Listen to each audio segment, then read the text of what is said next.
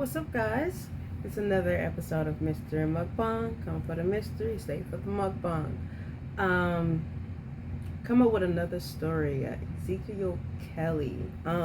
He just did another 19-year-old doing another murder spree. If y'all seen, I just did Dante Smith. I think like last week.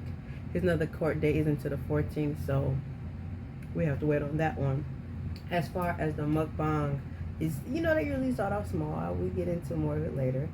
I know you can't tell what it is now, but it's actually breakfast muffins that I made. It's sausage. All is vegan, by the way. Sausage, bacon, egg, cheese, and hash browns. Toppings, hot sauce, ketchup, and the ghetto, and then orange juice. Yep, fill it up. And so we are going to start with this orange juice. It's a little, morning time around here. So yeah. So I got two videos, right? Sorry, I got a little part. Two videos. One is a 2-minute video. One is a not 19 real. But one is the other 20-minute video. We're gonna see which one gives us the most information. I'm kind of gonna watch it with y'all. Kind of like a reaction video. I know most people let you tell you the story, but I kind of like finding out with y'all. Okay. So screen recorder playing. No faking. No faking. For a teen who had a lot to say on social media, live streaming the start of a nearly 20-hour crime spree, he had very little to say while in court Friday. Judge Karen Massey officially handing down one charge for murder in the deadly attack of Dwayne Tunstall outside this Highland Heights home earlier in the week. We expect that other charges will be brought soon. Kelly is accused of going on a violent and deadly attack that left 4 dead and 3 others injured. Because the case is so intricate, Assistant DA Chris Laro says they're being careful each step of the way. So that warrant was outstanding. As police were looking for him, the additional shootings occurred, and so those matters are still pending investigation. During Friday's hearing, the 19-year-old was appointed a public defender, who he spoke to briefly. But when it comes to speaking to the judge, Kelly was not cooperative. Judge Massey having to ask him either to repeat himself, to speak up, or to answer aloud instead of responding with a head nod. But you talking all that mess on our life, though. Speak up. Speak up so they can put you in the boat and send you off. Go ahead. Kelly has been in trouble with the law even before turning 18. This has many asking yet again about juvenile reform. I think this calls for an examination of what kind of interventions we can do early on to stop people in their course of life. A life that could be spent behind bars with no chance of living again in the outside world if convicted. And we're going to do everything we can to see that justice is done in this case, as in all other cases, because public safety is our absolute #1 priority. Ezekiel Kelly is set to appear back in courtroom 11 September 13th, at which time he could learn about additional charges if he doesn't learn before next week. We'll be there as well, bringing you any and all updates every step of the way. Reporting inside the CJC, Jarita Patterson, WREG, News Channel 3. Home Chef meals are here. These are the meals I picked out this week from Home Chef, delivered right to my door. Very fresh, very yummy. The oven-ready meals, which... Try to get that off. Okay. Before you start playing. Oh, yeah, I seen this one. We'll do this another time. Anyway, let's get back to the story. When I hear, he killed like 4 people. Straight ahead on Law and Crime Daily. A deadly shooting spree in Memphis, Tennessee. The people of our city were confronted with the type of violence no one should have to face. What we know so far about the suspect and the disappearance and death of Eliza Fletcher. Suspect Cleotha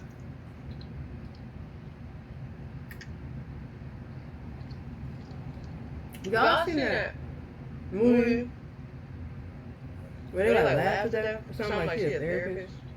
And everybody that starts smiling die somewhere and get killed.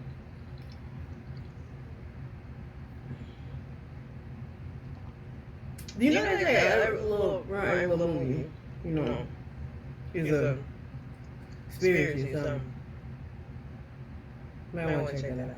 Epstein appears in court for the third day in a row. Plus, a surprising arrest in the murder of a Las Vegas investigative reporter. A journalist and the main suspect, an elected official. And later, the Pike County Massacre, a deeper dive into the lives of the Wagner family, as we look ahead to the trial of George Wagner IV.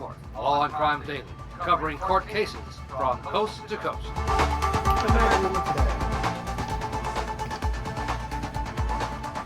And welcome everybody to Law and Crime Daily. I'm Brian Ross, sitting in today for Brian Buckmeyer. We begin with news out of Memphis, where people in that city of more than 1 million residents were ordered to shelter in place after a gunman live-streamed a shooting spree on Facebook. It happened on Wednesday when officials say 19-year-old Ezekiel Kelly started the deadly spree just before 1 o'clock in the morning. They say Kelly traveled from the east side of the city to the south side and then back again, in all creating at least 8 separate crime scenes. At one point, they say the gunman live-streamed a shooting on Facebook. When a concerned citizen called in that tip, Memphis police launched a citywide search for Kelly, who they described as armed and dangerous. The bus and trolley systems were also suspended, as law enforcement urged residents to stay inside. After carjacking a number of vehicles and leading investigators on a high-speed chase, Kelly was arrested just before 9 o'clock Wednesday evening. At a press conference, Memphis Mayor Jim Strickland said Kelly was released from a 3-year prison sentence early, back in March of this year, after accepting a plea deal for a charge of criminal attempted first-degree murder. Whoa. Whoa. Holy cannoli, Batman. Whoa. So, you was already in jail for trying to kill people, and they let you out so you kill more people.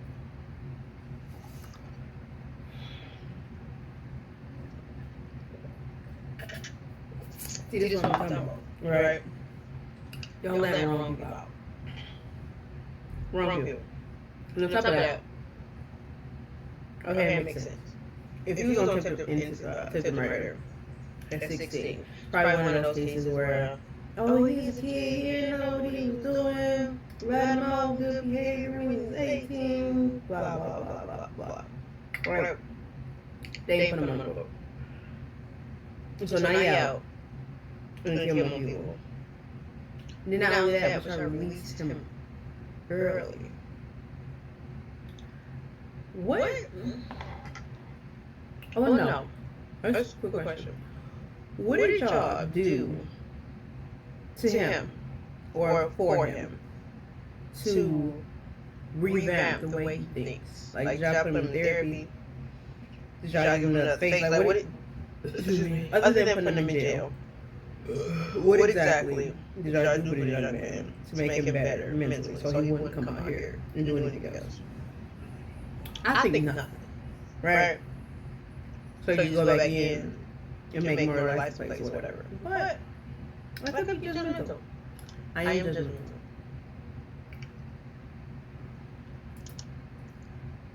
Three years. These evil actions show why truth in sentencing is a must.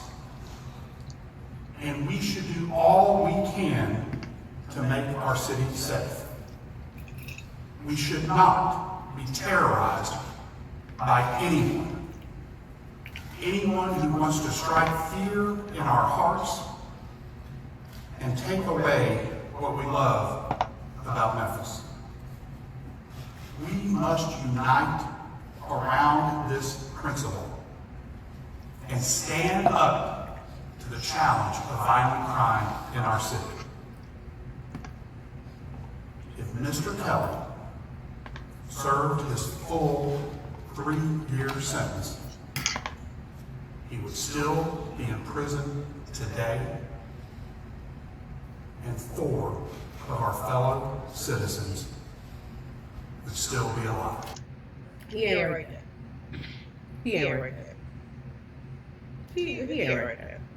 I want to meet the person who wrote it. The person was probably black, and it's probably being funny. I think that's what happened. I think the person who wrote the speech is an asshole. But I see what you was doing there. We here. Joining us now is co-host Terry Austin and criminal defense attorney Jack Rice in Minnesota. Jack, let me start with you. This mass shooting was carried out in at least 8 separate locations. That's quite a challenge now for law enforcement as they gather up evidence, isn't it?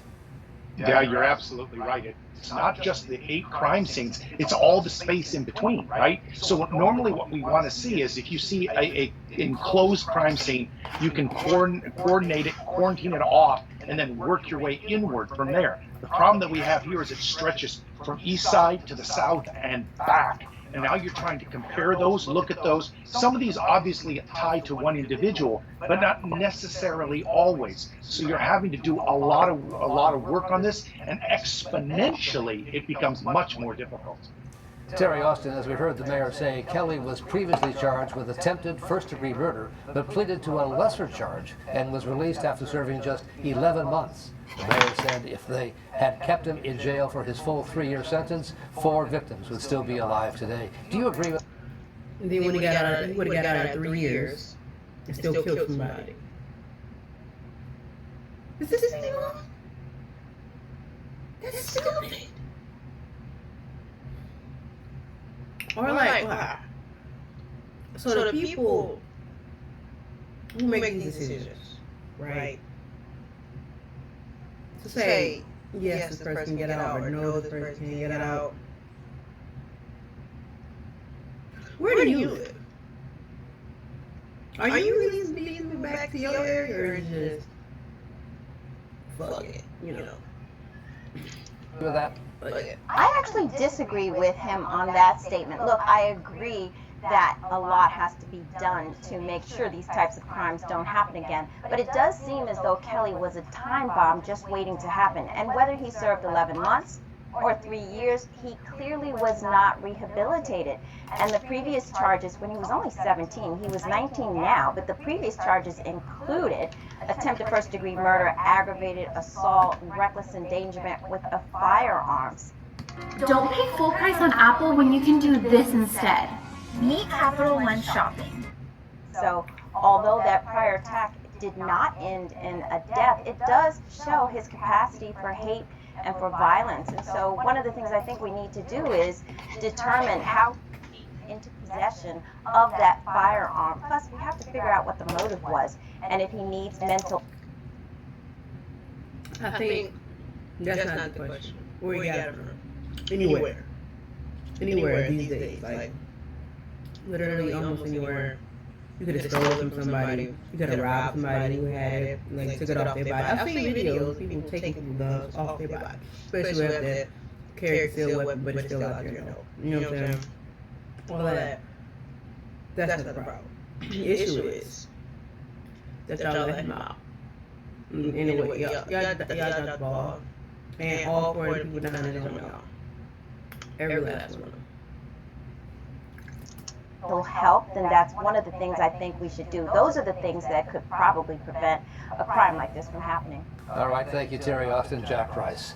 Turning now to South Carolina, where a lawsuit involving the ongoing Alec Murdaugh saga will head to trial next month, without anyone from the Murdaugh family being involved. The suit involves a wrongful death in February. Paul Murdaugh, telling the Murdaughs and the owner previously requested the wrongful death purchase. The opposite was bridge piling and owned by the boat Valerie Beach, who died in a boating accident in February of 2019. The boat, allegedly driven by a drunk and underage Paul Murdaugh, and owned by his... They didn't really tell me anything else on the video. I tried to look other things up, but I guess just like the Dante Smith case, we gotta wait for more information. That's one thing about things that are really, really current. You kind of got to go as they go, right? But yeah, 19-year-old just killed 4 people. That's crazy. Even crazier that how y'all handled the situation. Yeah. Well, I guess I'm gonna have to keep y'all updated. Peace.